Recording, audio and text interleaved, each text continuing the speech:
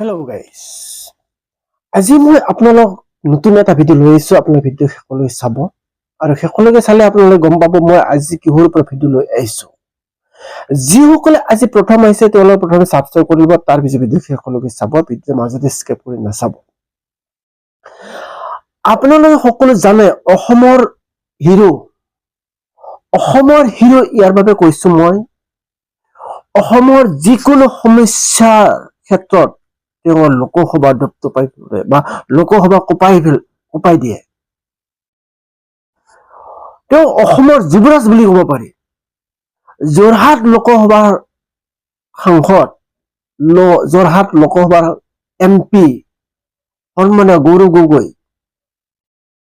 তেওঁ লোকসভা কেনেকৈ দপদপাই ৰাখে, তেওঁ কেনেকৈ অসমৰ সমস্যাবোৰ উত্থাপন কৰে, আজি এই কথা মই আপোনাৰ লগত লৈ আহিছোঁ। আপোনাৰ ভিডিঅ'টো শেষলৈ চাব আৰু শেষলৈকে চালে আপুনি গম পাব যে সঁচাকৈ অসমৰ হিৰো হয়নে নহয়। তেওঁ অসমৰ সমস্যা সমাধানৰ কথা কৈনে নকয়, তেওঁ অকল অসমৰ কথাই নহয়, তেওঁ ভাৰতবৰ্ষৰ সমস্যাৰ সমাধানৰ কথা কয়। তেনে এজন যুৱ নেতা চুমু ভাষণ মই লৈ আহিছোঁ। আপোনাৰ ভিডিঅ' শেষলৈকে চাব আৰু চালেহে গম পাব যে সঁচাকে অসমৰ যুৱ নেতা হয়নে নহয়। তেন্তে আহক আমি একেলগে ভিডিঅ' চাওঁ। मेरा सर इतना कहना है कि हम लोग शांति से बैठ के सुनेंगे। चर्चा का पूरा टाइम तय हो चुके हैं, हम लोग नोट करेंगे, सबका बात सुनेंगे। मेरा सिर्फ इतना ही अनुरोध है कि जैसे कि माननीय सदस्य कहेंगे कि मैंने मिसलीड किया, तो कौन सा पॉइंट मिसलीड किया वो बता दें, ऐसे आप आरोप ना लगाए। मेरा यही कहना है, आप तर्क बताइए कहाँ मिसलीड हुआ, पॉइंट। अध्यक्ष महोदय, जो इन्होंने 2013 यूपीए गवर्नमेंट के संदर्भ में कहा पूरा का पूरा मिसलीडिंग है, झूठ है, और हम डिमांड करते हैं कि वो ऑथेंटिकेट करें। इसीलिए बार बार इन्होंने आरोप लगाए, बार बार इन्होंने भ्रम फैलाया। इसीलिए हम भी अपनी बात रखेंगे, कृपया आप भी सुनने का धैर्य रखिए। अध्यक्ष महोदय, मेरा भी सौभाग्य है कि पिछले सदन में मैं अयोध्या राम मंदिर पर अपने पार्टी का मैंने अपना व्यू, अपने पक्ष रखा, और आज वक्फ संशोधन 2025 पर अपनी दल का और विपक्ष की तरफ से अपना पक्ष रखा, और अयोध्या राम मंदिर में भी और आज के वक्फ के संशोधन में भी मेरा एक ही मार्गदर्शक है, वो है भारत का संविधान। भारत का संविधान जो कहता है कि हमारा भारत में हर व्यक्ति को सामाजिक, आर्थिक और राजनीतिक न्याय, विचार अभिव्यक्ति, विश्वास, धर्म और उपासना की स्वतंत्रता, और साथ साथ में यह कहता है कि व्यक्ति की गरिमा और राष्ट्र की अखंडता सुनिश्चित करने वाली बंधुता। ये बिल आज इस संविधान के इस जो मूल जो ढांचा है उस पर आक्रमण है, और इनकी जो पूरा जो भाषण था वो हमारे संविधान के इस मौलिक अधिकार पर, हमारे संघीय ढांचे पर एक आक्रमण था। आज इस सरकार का इस बिल के द्वारा 4 इनके मूल उद्देश्य है। पहला मूल उद्देश्य है कि संविधान को कमजोर करना, टू डाइल्यूट द कॉन्स्टिट्यूशन। इनका दूसरा उद्देश्य है भ्रम फैलाना, to defame the minority communities of India. इनका तीसरा उद्देश्य है to divide the Indian society. हमेशा हमारे बीच में एक लिटिगेशन चलता रहे, मसला और बढ़ता जाए, ये उनका उद्देश्य है। और चौथा इनका उद्देश्य डाइल्यूट, डिफेम, डिवाइड, और चौथा इनका उद्देश्य है to disenfranchise the minority communities. आज माइनॉरिटी कम्युनिटीज के प्रति अपनी संवेदना जता रहे हैं, सर, कुछ हफ्ते पहले देश में विभिन्न जगहों में लोगों ने ईद की शुभकामनाएं एक दूसरे को दी। और क्या आपको पता है कहां कहां इनकी डबल इंजन की सरकार ने लोगों को रास्ते पे ईद का नमाज भी पढ़ने नहीं दिया। और ये बात करेंगे, और ये बात करेंगे। आप अल्पसंख्यकों के प्रति अपनी संवेदना जताते हैं। मैं पूछना चाहता हूं कि आपके लोकसभा में कितने एमपीज अल्पसंख्यक हैं? पहले उसका विवरण दीजिए और फिर हमें बताइए कि आपके दिल में कितना संवेदना है। सर, मेरा तो मैंने जिस दिन भी ये बिल इंट्रोड्यूस हुआ उस दिन भी आदरणीय मंत्री को मैंने सुना और आज भी मैंने उनको सुना। जिस दिन उन्होंने इंट्रोड्यूस किया उस दिन भी अगर आप उनका स्टेटमेंट पढ़े तो उन्होंने कहा कि इसको बिल लाने से पहले बहुत विस्तार रूप से इस बिल की लाने के लिए चर्चा हुई थी। सर, पूरा का पूरा मिसलीडिंग। 2023 में सर सरकार 24 में आई, ये खुद 24 के बीच में इन्होंने अपना बिल लाया। 23 सन के वर्ष में 4 बार माइनॉरिटी अफेयर्स कमेटी की बैठक हुई। मुंबई में हुई 13 जुलाई, दिल्ली में हुई 21 जुलाई को, लखनऊ में हुआ 24 जुलाई को, दिल्ली में 2 बार हुआ 20 सितंबर और 7 नवंबर को। मैं आदरणीय सरकार से दरखास्त करूंगा कि इन 5 सरकारी जो मीटिंग हुई मिनिस्ट्री ऑफ माइनॉरिटी अफेयर्स का, उनका मिनट्स टेबल पे रखे।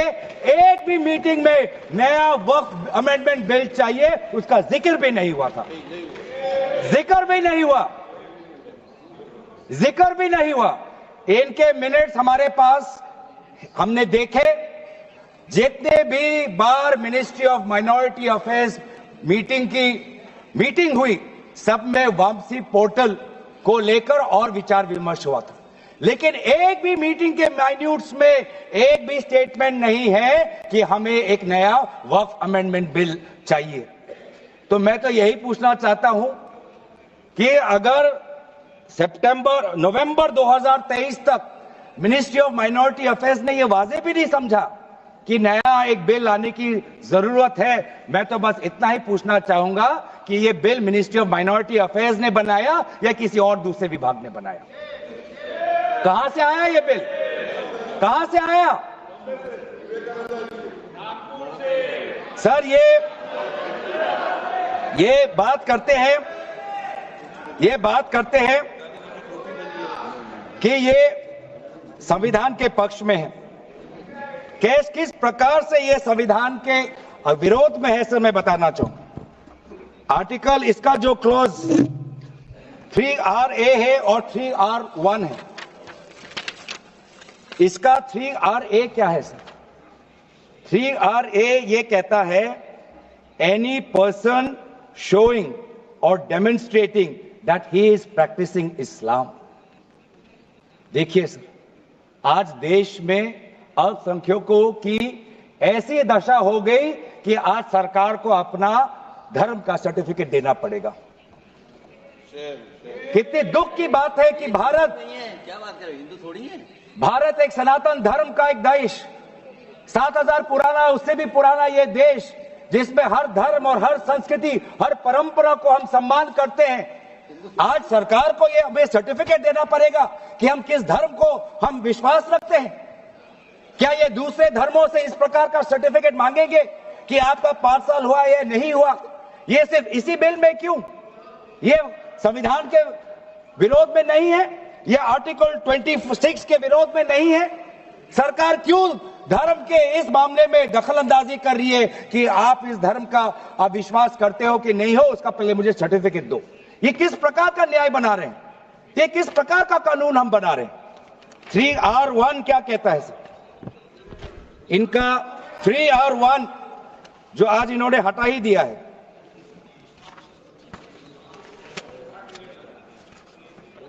(3R1) कहता है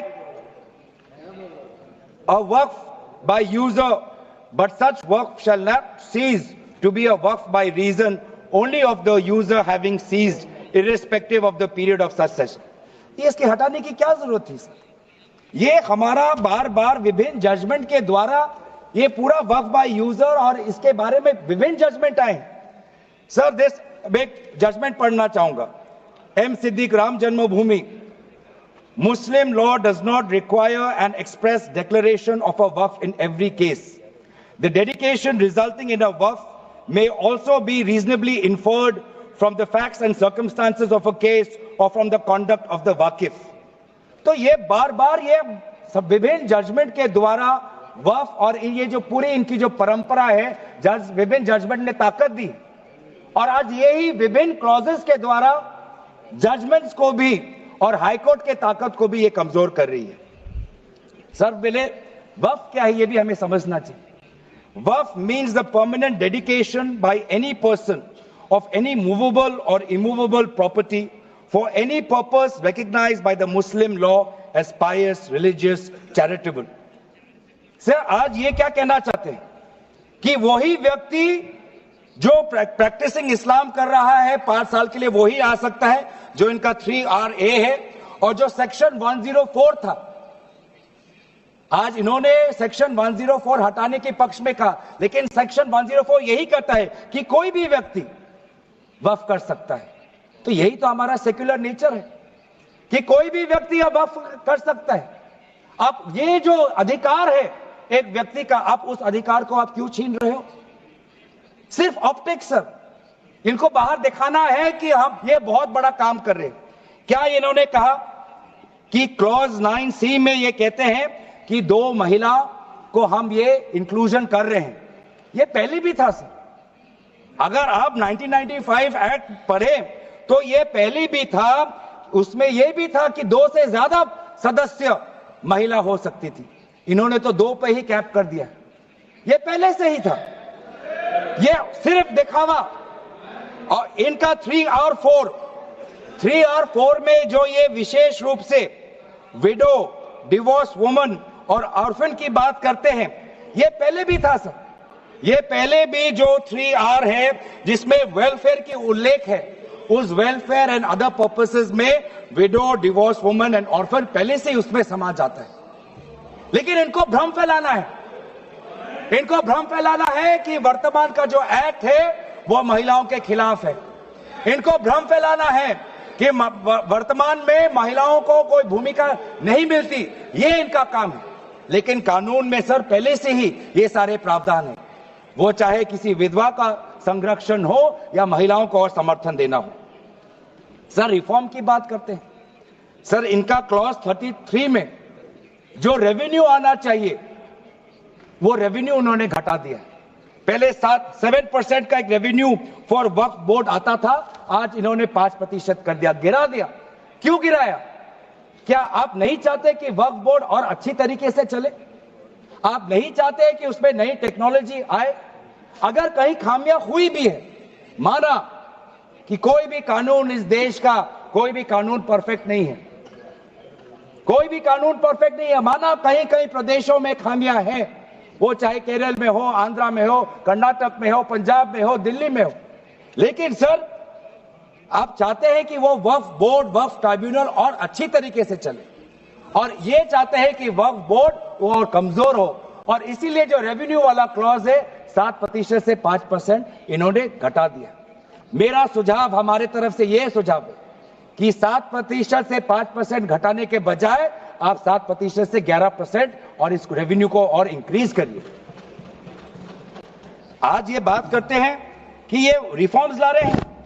क्लॉज 26 पढ़िए sir, section 52A. Section 52 clause 26. Clause 26 में क्या लिखा है? In section 52A of the Principal Act, in subsection 1, for the words rigorous imprisonment, the words imprisonment shall be substituted. Dilute कर रहे हैं सर. पेरेंट एक्ट बोलता था कि रिगरस इंप्रिजनमेंट हो, और अगर आप बार बार ये कह रहे हैं कि फलाना हो रहा है, धमकाना हो रहा है, तो आप इसको क्लॉज को क्यों कमजोर कर रहे हैं? सिर्फ भ्रम फैलाना है सर, मंशा इनकी कहीं और है। मंशा सर, मैं भी एक टिप्पणी देना चाहूंगा कि आज ये एक विशेष समाज के जमीन पर इनकी नजर है, कल समाज के दूसरे अल्पसंख्यकों के जमीन पर इनकी नजर जाएगी। आज ये बिल सिर्फ एक विशेष समुदाय के जमीन पर इनकी नजर है, कल दूसरे समुदायों के जमीन पर इनकी नजर जाएगी। बार बार ये बिल सर, इतना संशोधन की जरूरत है, ये मैं नहीं कहता कि संशोधन की जरूरत नहीं है। मंत्री महोदय ने बार बार इसका जिक्र किया कि ये बिल कितनी बार इसका संशोधन हुआ। इसकी शुरुआत आप जहां से भी पकड़े, आप 1810, 1817, उसके बाद 1954, 1984, 1995, Sachar committee, Rahman committee 2003।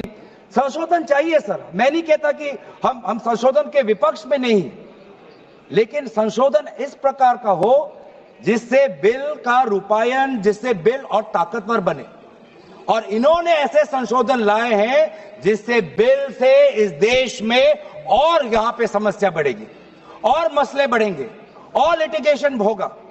Sir ये इनका क्लॉज 40A पढ़िए सर, इनका clause 40A, section 107, on and from the commencement of the Waqf Amendment Act 2025, the Limitation Act 1963 shall apply to any proceedings.